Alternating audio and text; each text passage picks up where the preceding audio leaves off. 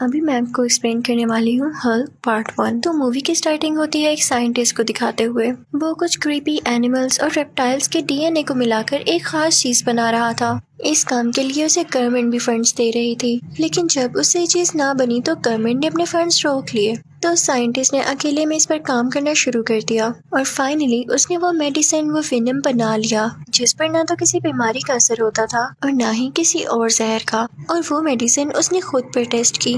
इसी दौरान उसका एक बेटा हुआ और उसने उसका नाम ब्रूस रखा। उस साइंटिस्ट को पता चलता है कि उसके बेटे में भी इस चीज का असर आ चुका है जिस मेडिसिन को उसने खुद पर टेस्ट किया था। तो वो इस चीज का हल निकालने लगता है कि कैसे इसके असर को खत्म किया जाए। दूसरी तरफ हम ये भी देखते हैं कि ब्रूस को जब कोई चोट लगती तो वो हंसता रहता था, यानी ना तो उसे कोई दर्द होती थी और ना वो कभी बीमार होता था। ब्रूस के फादर को गवर्नमेंट की बात ना मानने पर जॉब से भी निकाल दिया जाता है। फिर हम देखते हैं कि कई साल बीत चुके हैं। अब ब्रूस किसी और फैमिली के साथ रहता है। उसे ये बताया गया है कि उसके पेरेंट्स मर चुके हैं। अब ब्रूस भी एक साइंटिस्ट बन चुका है और उसके साथ एक कोलीग होती है जिसका नाम रोज होता है। वो दोनों एक दूसरे को काफी पसंद करते थे। ये दोनों इस बात पर रिसर्च कर रहे होते हैं कि किसी भी जख्म को कैसे ठीक किया जा सकता है। तभी इनके पास एक सोल्जर आता है और वो कहता है कि तुम आर्मी के लिए काम करो, लेकिन ये लोग उसे मना कर देते हैं कि हम चाहते हैं कि इसका फायदा सारी दुनिया को पहुंचे। लेकिन वो आर्मी ऑफिसर इन्हें वार्न करके यहाँ से चला जाता है। वहाँ ऑफिस में रोज को एक अजीब सा आदमी नजर आता है जो कि ब्रूस के ऑफिस में जाके उसका एक बाल उठा के अपने साथ ले जाता है। ये दरअसल ब्रूस के फादर थे जो कि अभी भी जिंदा थे और इन्होंने ब्रूस का बाल इसलिए उठाया था ताकि वो उसका डीएनए देख सकें। ऑफिस में रोज और ब्रूस जिन रेस पर काम कर रहे होते हैं उन रेस की मशीन खराब हो जाती है। ब्रूस उसको संभालने की कोशिश कर रहा होता है लेकिन वो रेस उसी पर पड़ जाती है। अगले सीन में हम देखते हैं कि ब्रूस को अब होश आ चुका है, क्योंकि जब रेस पड़ते ही वो बेहोश हो गया था तो उसे हॉस्पिटल ले जाया गया था। उसके पास रोज भी बैठी होती है जो उससे कहती है कि ये रेस तो काफी डेंजरस थी, तुम्हारी जान कैसे बच गई। वो काफी हैरान होती है, लेकिन ब्रूस रोज से कहता है कि रोज छोड़ो इस बात को, मैं बहुत ही एनर्जेटिक फील कर रहा हूँ, मुझे कहीं दर्द नहीं हो रहा। वो दोनों ही इस बात से हैरान तो थे लेकिन साथ साथ खुश भी। रात को ब्रूस के पास उसके बूढ़े फादर आते हैं।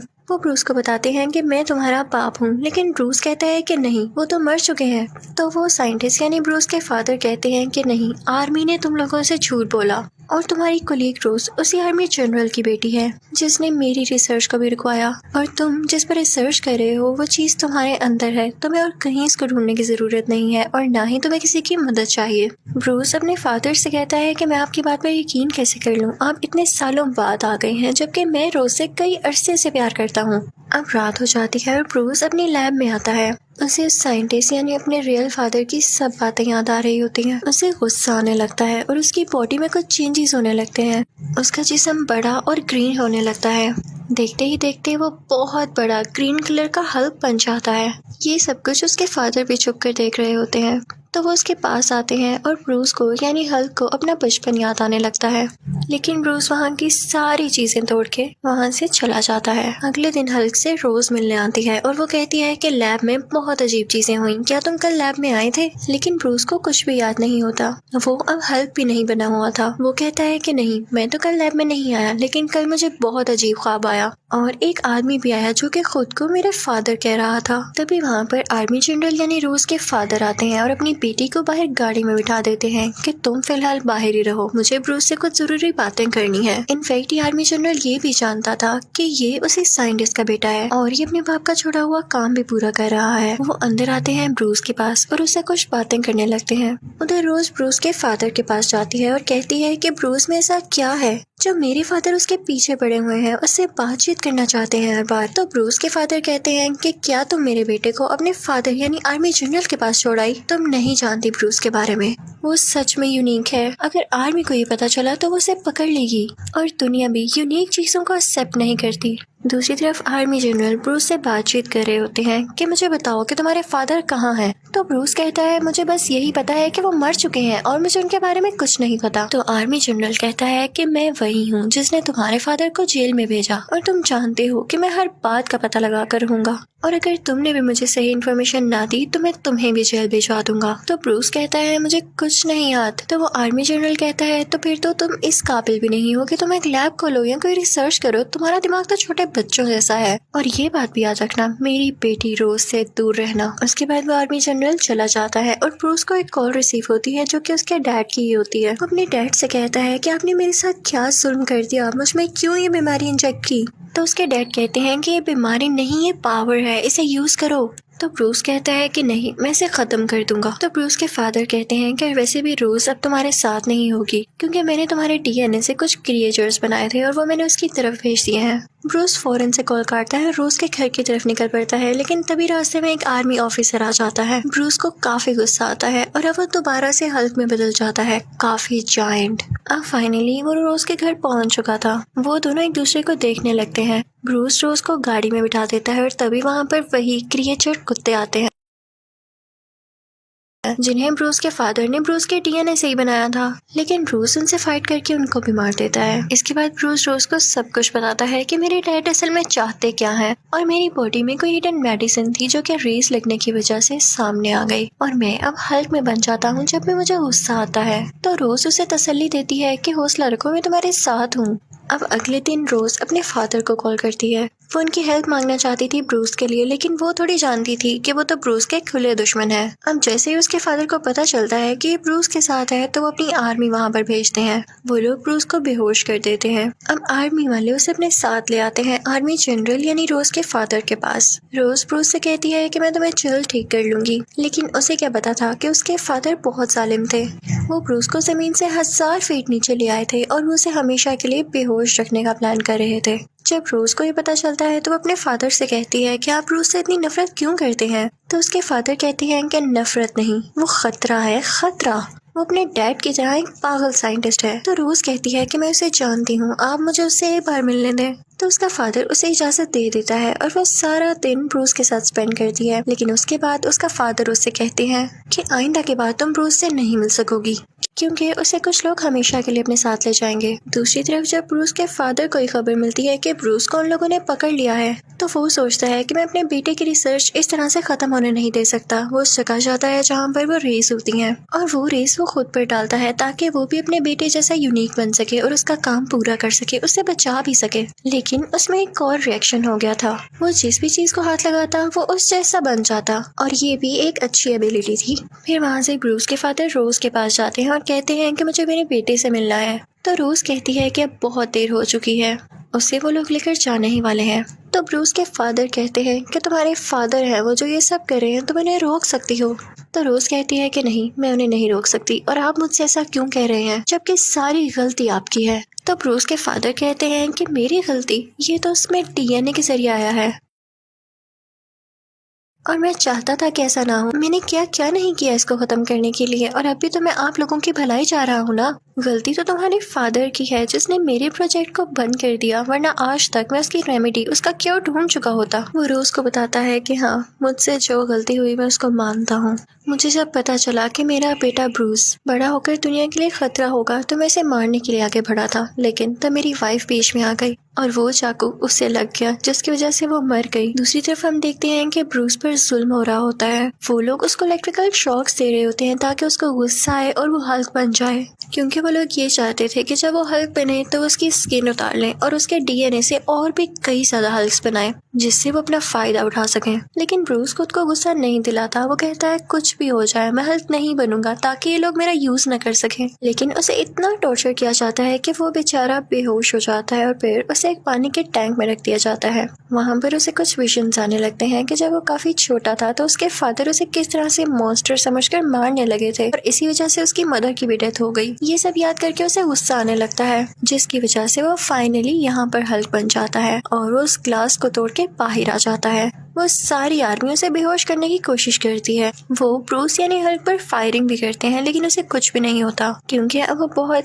पावरफुल हल्क बन चुका था, जायंट बन चुका था। वो उस बिल्डिंग से बाहर आ जाता है। उसके पीछे आर्मी का हेलीकॉप्टर भी होता है जिसके ऊपर वो चढ़ जाता है, लेकिन जब हेलीकॉप्टर ज्यादा ऊपर होता है तो हल्क अपना बैलेंस खो देता है और पानी में जाकर गिरता है, और फिर उस पर आर्मी फायरिंग करने लगती है। लेकिन हल्क वहाँ पानी से निकलकर शहर की तरफ आने लगता है जहाँ पर रोज भी होती है और उसे भेजा होता है उसी के फादर यानी आर्मी जनरल ने। ब्रूस जब रोज को देखता है तो वो नॉर्मल इंसान बनने लगता है, उसका गुस्सा कम होने लगता है क्योंकि उसे नहीं पता था कि ये उसके खिलाफ कोई साजिश है और इसी बात का फायदा उठाकर आर्मी उसे दोबारा से पकड़ लेती है। और जब रोज को पता चलता है कि उसके फादर ने उसके साथ धोखा किया, उससे झूठ बोला, तो उसे बहुत बुरा लगता है और उसे अपने फादर से नफरत होने लगती है। अब यहाँ पर ब्रूस के फादर भी आते हैं जो कि आर्मी से कहते हैं कि मुझे आखिरी बार अपने बेटे से मिलना है, उसके बदले में मैं सरेंडर करता हूँ, तुम लोग मुझे अरेस्ट कर लो। लेकिन यहाँ पर वो भी गेम खेल रहे थे क्योंकि अब उनके पास भी तो पावर्स आ चुकी थी, वो इनसे लड़ना चाहते थे अपने बेटे के लिए।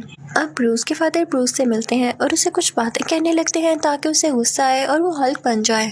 लेकिन ब्रूस बेचारा काफी वीक हो चुका था, उसे गुस्सा भी नहीं आ रहा था।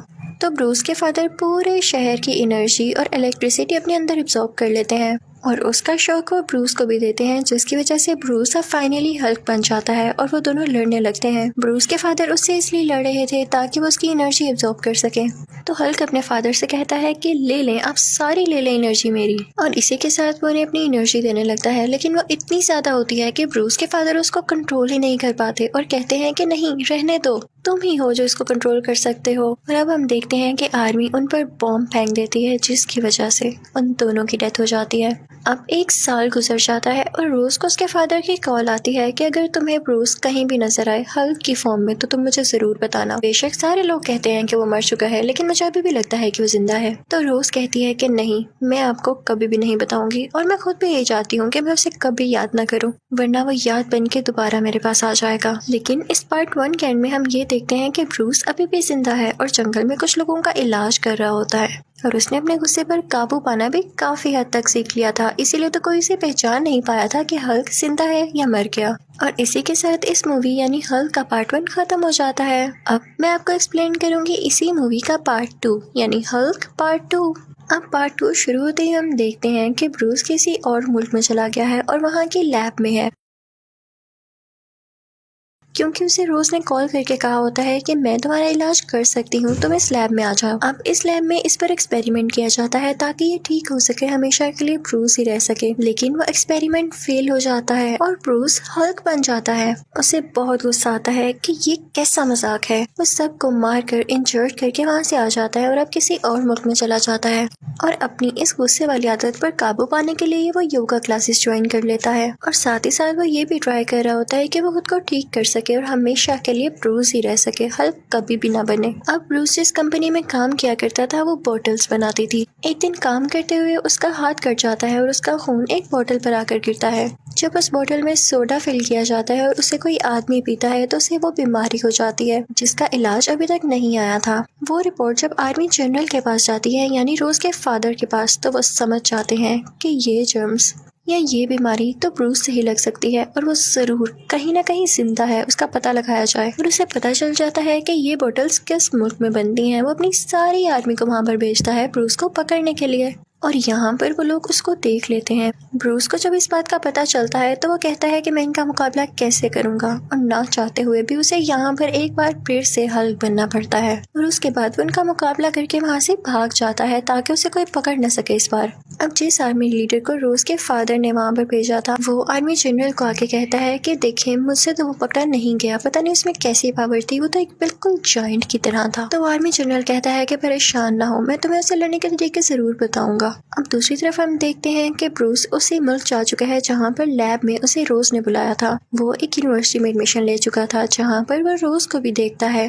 वो उसको किसी और लड़के के साथ चलता हुआ देखता है तो उसे लगता है कि शायद ये मुझे भूल चुकी है और अब इस लड़के के साथ है। वो काफी हार्ट ब्रोकन होकर वहाँ से चला जाता है और फिर जाता है एक पिज्जा शॉप पर, जहाँ का ओनर उसे बताता है कि हाँ, वो रोज का दोस्त ही है जो कि बहुत अच्छा है, तुम छोड़ो, तुम्हें मैं एक जॉब देता हूँ जो कि पिज्जा डिलीवर करने की है, उसके बदले में तुम इसके ऊपर रह सकते हो। ब्रूस इंटरनेट पर किसी को भी अपनी आइडेंटिफिकेशन बताए बातें किया करता था, यानी कोई नहीं जानता था कि ये हल्क है या ब्रूस, बस रैंडम बातें। अब एक दिन ब्रूस को उस यूनिवर्सिटी से पिज्जा का ऑर्डर आता है जहाँ पर वो पहले पढ़ा करता था। वो देखता है कि कंप्यूटर लैब में कोई भी नहीं है तो वो वहाँ जाकर अपना अकाउंट लॉगिन करने लगता है, लेकिन वो देखता है कि उसके नाम से रिलेटेड कोई भी इंफॉर्मेशन नहीं है वहाँ पर और ना ही रोज के नाम से रिलेटेड। वो उसी आदमी को मैसेज करता है जिससे वो इंटरनेट पर बातें किया करता था।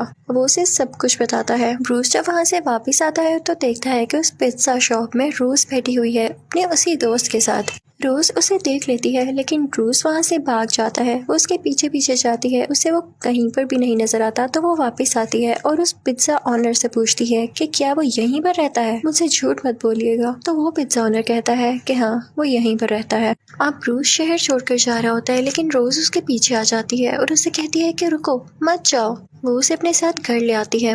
वो दोनों बातें करते हैं और रोज उसे कहती है कि जो डेटा तुम्हें चाहिए वो मेरे पास है, तुम्हें मुझसे छुपने की कोई जरूरत नहीं है, मैं कभी भी तुम्हें अरेस्ट नहीं करवाऊंगी। लेकिन एक बार मेरी बात पर गौर जरूर करना, ये जो डेटा है अगर हम अपने फादर को दे दें यानी आर्मी जनरल को तो वो हमारी मदद कर सकते हैं। तो ब्रूस कहता है नहीं नहीं, ये तुम्हारी गलत फहमी है, ये तुम्हारी ही सोच है कि वो कभी मेरी मदद करेंगे। वो तो मुझे मार कर या जैसे भी करके मेरी स्किन से और हल्क बनाना चाहते हैं। उसके बाद सीन चेंज होता है और हम ब्रूस के फादर यानी आर्मी जनरल को देखते हैं जो कि उस आर्मी लीडर से अपना वादा पूरा करने वाले थे, जो उन्होंने उससे कहा था कि तुम फिक्र न करो, मैं तुम्हें भी इतना पावरफुल बना दूंगा कि तुम हल्का मुकाबला कर सको और उसे पकड़ सको।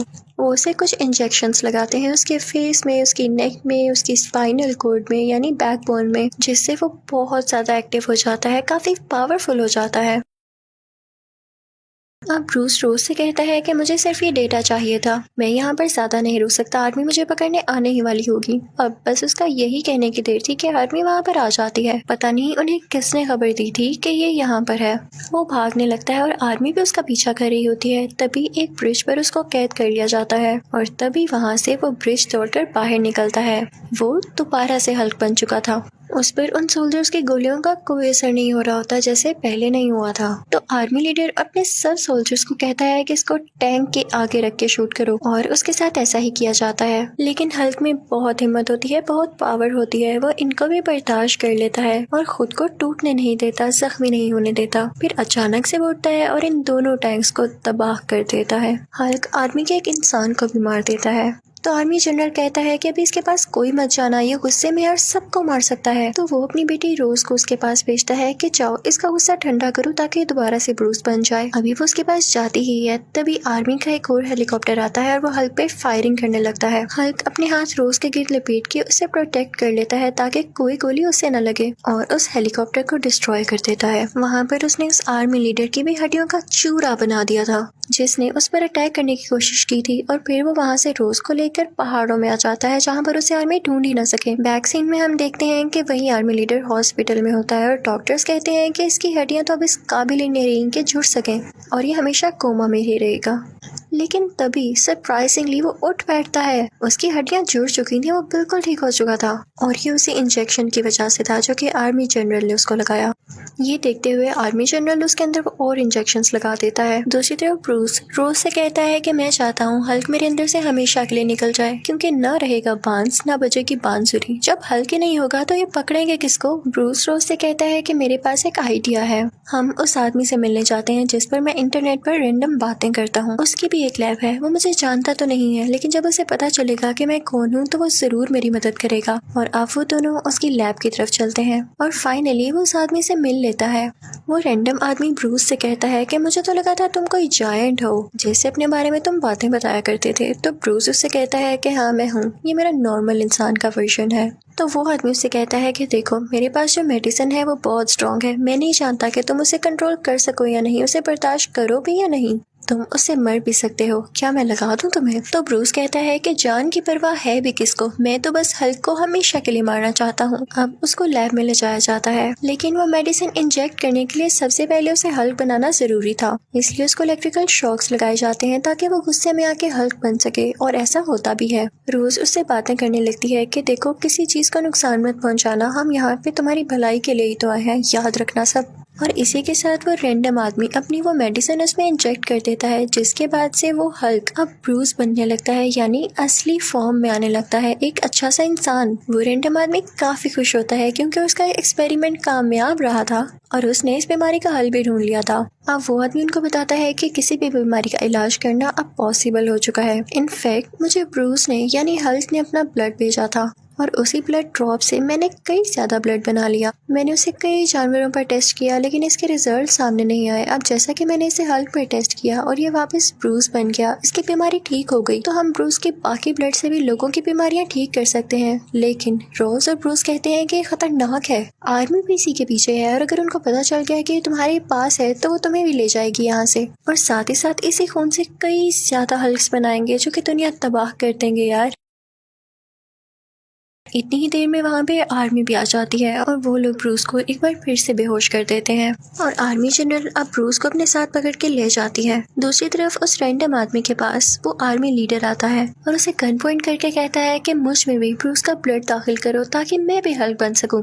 अब उस रैंडम आदमी को ना चाहते हुए भी ऐसा करना पड़ता है और जैसे ही वो उसके अंदर ब्रूस का ब्लड डालता है तो वो बहुत ही ज्यादा अजीब क्रिएचर में बदल जाता है जिसकी बॉडी पर तरह तरह के गंदे गंदे स्पाइक्स थे, यानी उसकी स्किन काफी खुरदरी थी। वो उस रैंडम आदमी को काफी मारता है और उसके लैब से बाहर आ जाता है। दूसरी तरफ उस आर्मी जनरल को स्क्रीन पर एक अजीब सा क्रिएचर दिखाई देता है जो कि नीचे जमीन पर फिर रहा था। वो सोचता है कि ये हल्क यानी ब्रूस तो मेरे साथ बैठा है, तो ये कौन है। उसे पता चल जाता है कि ये वही आर्मी लीडर है और इसने क्या कारनामा किया है। अब आर्मी जनरल को अपनी गलती का एहसास हो चुका था क्योंकि वो आर्मी लीडर जिस नई क्रिएचर में बदला था उसे रोकना तो और भी मुश्किल था क्योंकि वो खतरनाक वाली क्रिएचर जो था। तो ब्रूस कहता है कि देखा, आपने मेरी बात नहीं मानी, आपने मुझे पकड़ने के चक्कर में आपके अपने ही बंदों ने आपको धोखा दे दिया। अब आप मुझे जाने दें क्योंकि मेरे अलावा उसे कोई नहीं रोक सकता। आर्मी जनरल भी जानता था कि उसने अपनी कई आर्मी भेजी, कई कोशिशें की, लेकिन वो हल्क को नहीं पकड़ पाया, तो इस क्रिएचर को कैसे पकड़ पाएगा। लेकिन फिर भी आर्मी जनरल का प्लान चेंज होता है और वो ब्रूस को नहीं जाने देता। तो ब्रूस जबरदस्ती हेलीकॉप्टर का दरवाजा खोल के नीचे जंप लगा देता है और वो नीचे रोड में जाकर लगता है जिससे रोड टूट जाती है और वहाँ से बाहर आता है हल्क, यानी ब्रूस अब हल्क बन चुका था और उसके सामने वही आर्मी लीडर की क्रिएचर था। वही आर्मी लीडर वाला क्रिएचर उस हेलीकॉप्टर पर अटैक कर देता है जिसमें रोज होती है, लेकिन हल्क उसे रोकने की कोशिश करता है। उन दोनों की काफी फाइट होती है। इतनी देर में हल्क देखता है कि रोज का हेलीकॉप्टर क्रैश होने लगा है और उसमें आग लग गई है। हल्क जाके फौरन से वो आग बुझाता है। फिर हल्क दोबारा से उस आर्मी लीडर वाले क्रिएचर के पास जाता है और काफी बड़ी बड़ी चेन से उसका गला दबाने लगता है और फिर उसकी चेस्ट पर अपना पाँव रख देता है और वो अजीब क्रिएचर वहीं पर बेहोश हो जाता है। तभी वहाँ पर आर्मी आती है जो कि हल्क पर फायरिंग करने लगती है, लेकिन रोज के फादर यानी आर्मी जनरल उनको रोक देते हैं। रोज उसके पास आती है और उससे कहती है कि मैं जानती थी कि तुम कभी किसी का नुकसान नहीं पहुंचाओगे और तुमने हमेशा से इस दुनिया को बचाना ही चाहा, मुझे मेरी गलतियों के लिए माफ कर दो। और साथ ही वो रोने लगती है तो हल्क उसे चुप करवाता है, यानी अब उसे इतना कंट्रोल था खुद पर कि वो हल्क बनने के बाद भी अपनी फीलिंग्स पर कंट्रोल रख सकता था और उसे अच्छे बुरे का पता था। तभी कुछ बुरी आर्मी उसे पकड़ने के लिए दोबारा वहाँ पर आती है, उसका पीछा करने लगती है और हल्क भी जंप करता हुआ भाग जाता है वहाँ से। अब इस वाक़ये को 1 महीना गुजर जाता है। वो वहाँ भी योगा और कुछ एक्सरसाइजेस कर रहा था ताकि वो कभी दोबारा हल्क न बन सके और फिर अचानक हम देखते हैं कि उसकी आंखें ग्रीन हो जाती हैं। उसके मुंह पर एक स्माइल आती है, यानी उसने खुद को कंट्रोल कर लिया था। अब वो हल्क नहीं बन सकता था। अगर वो हल्क वाली पावर्स यूज करना भी चाहे तो बस उसकी आंखें ग्रीन होती थीं और बूम, उसमें वो पावर्स आ जाती थीं। तो ये थी उसकी सक्सेस। और इसी के साथ ही इस मूवी का पार्ट 2 भी खत्म हो जाता है। Thank you for watching.